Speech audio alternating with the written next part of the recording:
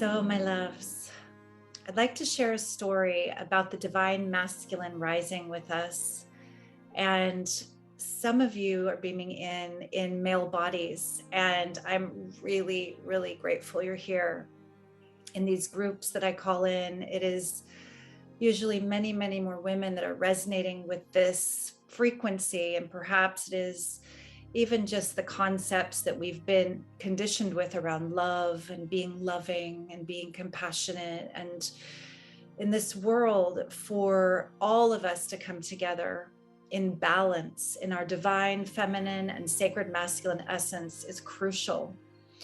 And it might be a little bit of a new concept to some, that we can be in male bodies and embody divine feminine aspects, and we can be in female bodies and embody divine masculine aspects. We are all both. We are all made of these two energetic frequencies that make up the entire manifest universe. So the illusion of separation that would keep us in polarity consciousness is fading in the collective through us, through this great work of unification in the one heart, through our coming into balance. A few years ago, actually, it was less than a few, it was 2 years ago, I was at a beautiful ceremony for fall equinox, and there was a sacred geometry on the floor of the Vesica Pisces. That's two interlocking circles that form a mandorla or almond-shaped sacred third in the middle. And the participants were asked what they needed to do to come into balance in their lives. And one after the other, they were drawn to bring their divine feminine and sacred masculine essence into balance, or qualities that they were calling into balance that were reflecting these attributes. So many of the divine feminine attributes that we hear of are interconnectedness, this kind of collaboration, the feeling of wholeness and unity, this desire to unify and merge in the feminine, the desire to weave the hearts together and to mother through that divine mother principle, to nurture, to support and sustain. And in the divine masculine, we recognize and celebrate the light qualities of clarity, drive, discernment, challenge. It's like that sword quality that slices through the illusion and takes action, that thrusts forth, that creates. And we all need both of these in this world. There were only 3 men at this ceremony, and there were many women. There were probably almost 20 women. And I could feel these beautiful brothers at the ceremony of different ages. One dear brother in his 30s had been going through a lot and was feeling quite defeated at the time, disheartened. And as he stood in the center, he became noticeably choked up and vulnerable. And he kept saying, I'm sorry, as if it was something to apologize for. And we in the circle held him in unconditional love and told him, your tears are sacred, brother. Your feelings are sacred. It is a lie that you've been fed, that men have been fed, that to feel deeply and to be vulnerable, to be seen in your vulnerability is weak or not masculine. And as he stood there and he breathed and he felt and he allowed himself to be loved exactly as he was in his feelings, his posture changed. He started to look around the circle with his eyes open. And then he felt inspired to start to make vows to the feminine in this space. He felt inspired to bring himself even more fully into the space, to stand for things that in this world is rare for a man to voice. And I witnessed my mentor, my fairy goddess mother, Ariel, become so moved that she stood up. And in that ceremony, there was a chalice representing the divine feminine energy, the receptive, open vessel. And there was a sword representing the divine masculine energy. And she brought that sword up to him and she asked him to hold it like a warrior of light, like a knight, a modern day knight. And he shook as he held it, and he said these vows with that sword. It was incredible to witness this. The other two men in the circle were empowered and activated by this brave young man's actions. The women were sobbing. I feel it now as I tell you this story, because it takes a lot of courage first to be seen in your vulnerability, and then to make amends to the feminine, and to vow to stand in love with us, to be a steward of Gaia, a steward of protection for the feminine and the innocent. And as he made these vows, we all were just riveted, shaking, and in awe of his love. So I share this story because it's a rare thing to witness in these days, when men have been put in man boxes and told that to be a man is to compete better and win and prove you're on top and the best in this dog-eat-dog system. It is a rare thing for a man to crack his heart open and give it in service to Gaia, in service to the feminine, in service to the innocent.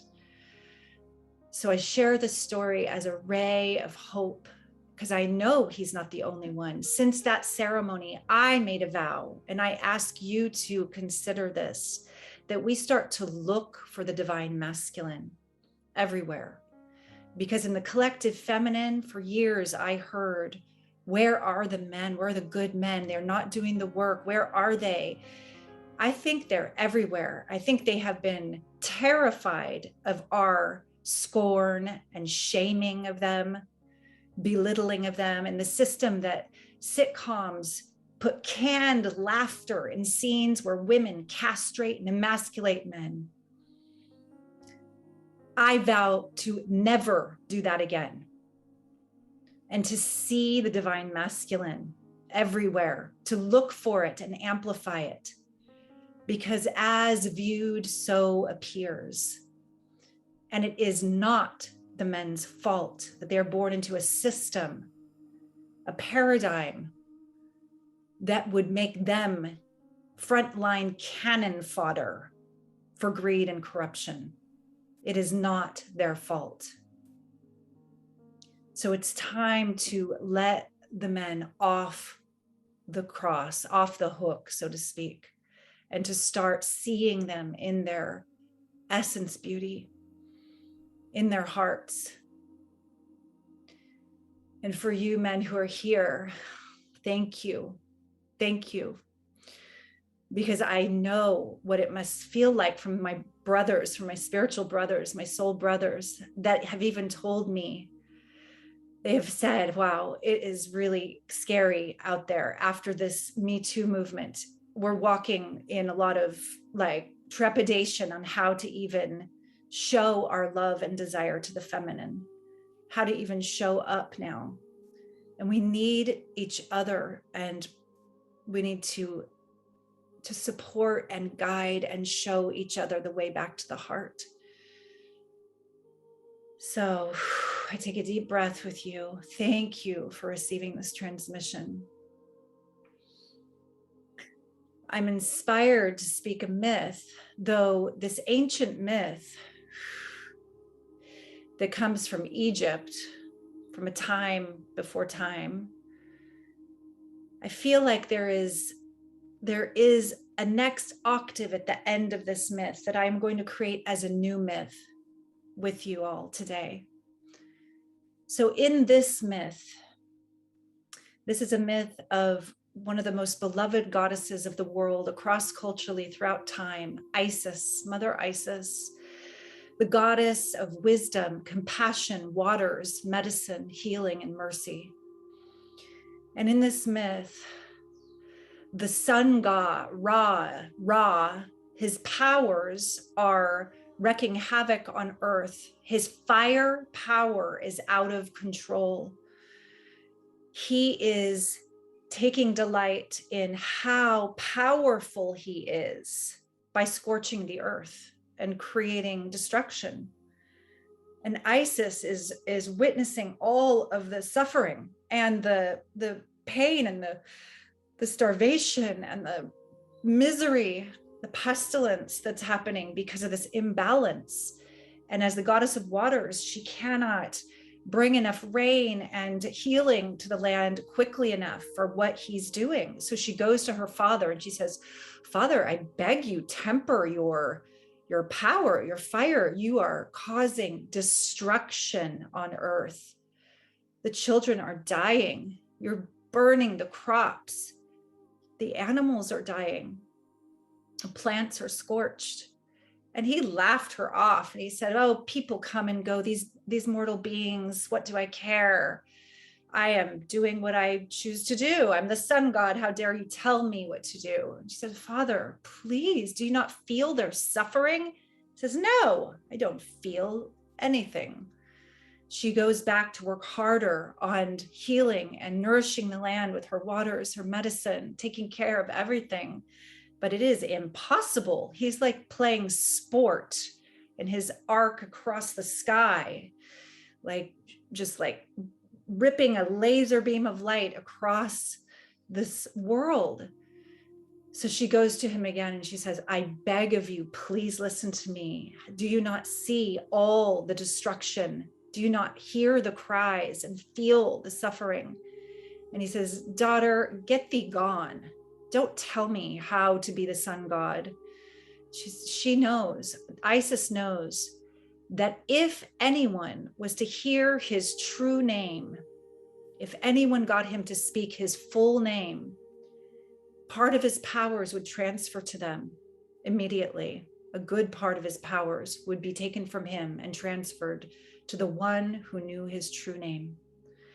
And so Isis began to devise a plan to bring balance, to try to remedy the situation. She went to two ally serpent gods and she asked for their support and help. They agreed. She knew the exact arc of his chariot in the sky.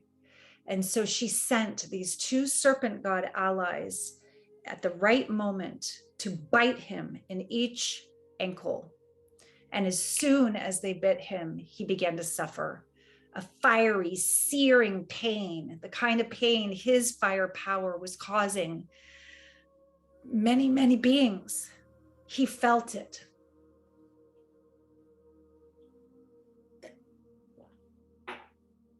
He began to scream in agony, daughter, come heal me, demanding she come immediately. She came to him and she says, Father, I will heal you if you promise to temper your power and stop hurting the beings of earth, stop hurting and destroying.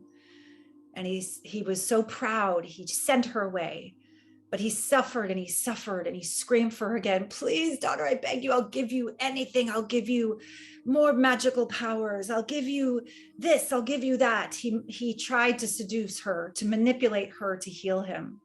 She said, no, Father, I will not do this until you promise. And he said no again. Time went by and Ra became so ill that he thought he was going to die. But his power was still all with him and still scorched the world with even more vengeance. But in the nights, he would moan and cry. And finally, he called for Isis, daughter, I will do anything to stop this pain and suffering. She said, tell me your true name. And he said, Amun-Ra. And as soon as he did, there was a transference of his solar power to her crown. And you see Isis with that solar disk above her crown and many, many of the images of her. In that moment, she took half of his power to temper that fire so that he would not destroy the earth anymore. It was through deep compassion that she did this. It was through deep compassion that she caused him to feel what he was creating, what he was causing. And so I invite all of us to contemplate this myth. And as we feel our own crown, as we feel this light of awareness coming through from the divine solar light, solar logos, the language of light, how we can bring balance into our own lives. I ask us to take on that piece of the sun and bring it all the way through, all the way down into the center of our hearts. Each and every one of us to take that heat, that sacred fire into the center of our hearts, to stay awake, to stay alive in a world that would have us numb and separate and feel hopeless or even apathetic. I invite us to take that sacred fire today. So just feeling into your own heart, this invitation and what that means in your own life, to bring yourself into the heart and into balance. Where have we been spewing out that energy in a destructive way? Unconsciously, can we take it back with more self-compassion, more of a vow to be responsible for our charge, for our upset, our reactivity in this world? And can we bring more of those waters of kindness, of compassion, of mercy to ourselves, so that we have that wellspring to bring to others? This is my invitation to all of us in this time on earth, for we can see how rampant this imbalance has become and all the different ways it plays out in division and othering and the illusion of separation. I would like to invite you, if you are resonating with this call and want to go deeper into this great balancing with me, to join me soon as I embark into a 3-month initiation to do this great work together, to activate our hearts even more at a level of sun heart awakening, where we step completely into this service in the world together. So thank you for being with me today. Thank you for your presence here and remembering this vow to see the divine masculine everywhere, to look for it. The sun heart is open to both men and women. It is not just for women. And I am inviting you, men, to come and take your place amongst us, aside us, in these circles, in these sacred councils, in this deep soul work. Thank you. Bow to you.